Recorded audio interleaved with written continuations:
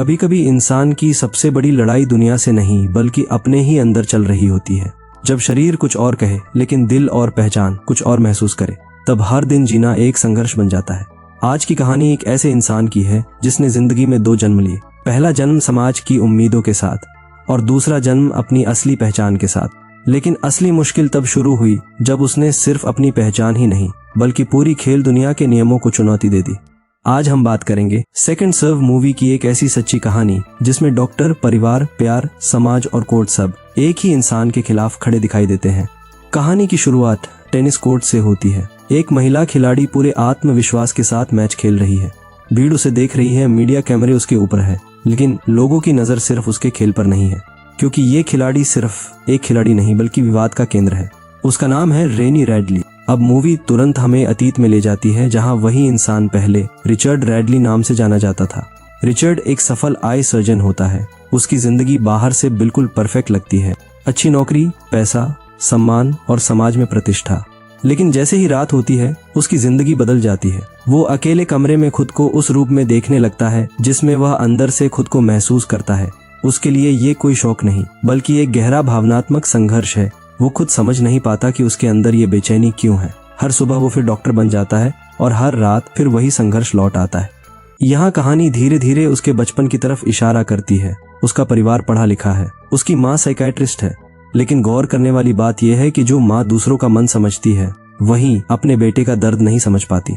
Richard कई बार अपनी भावनाएं बताना चाहता है, लेकिन हर बार डर उसे रोक देता है।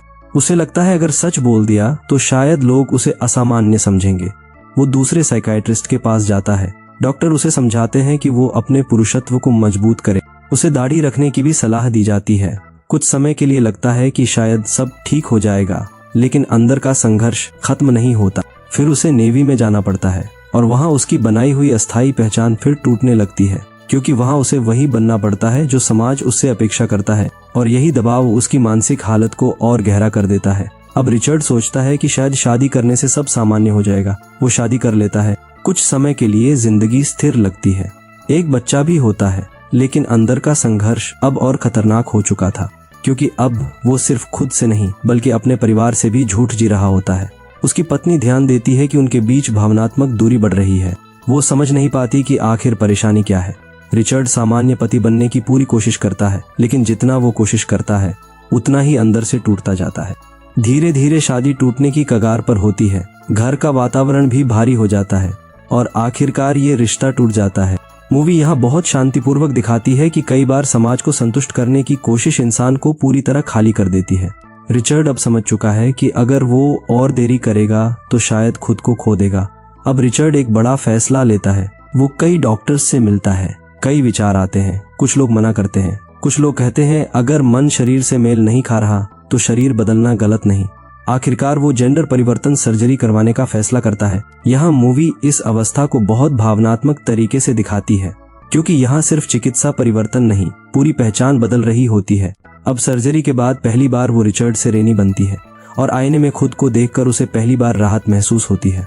लेकिन राहत के साथ डर भी आता है, क्योंकि समाज का सामना अब नई पहचान के साथ करना है। वो कैलिफोर्निया चली जाती है, वहाँ नई शुरुआत करती है, फिर से डॉक्टर की तरह काम शुरू करती है, नया सामाजिक जीवन शुरू करने की कोशिश करती है। लेकिन अतीत पूरी तरह कभी गायब नहीं होता। फिर एक और बात पता चलती है कि रेनी को टेनिस हमेशा से पसंद था। अब वो स्थानीय टूर्नामेंट खेलना शुरू करती है। धीरे धीरे सब ध्यान देते हैं कि उसका खेल बहुत मजबूत है।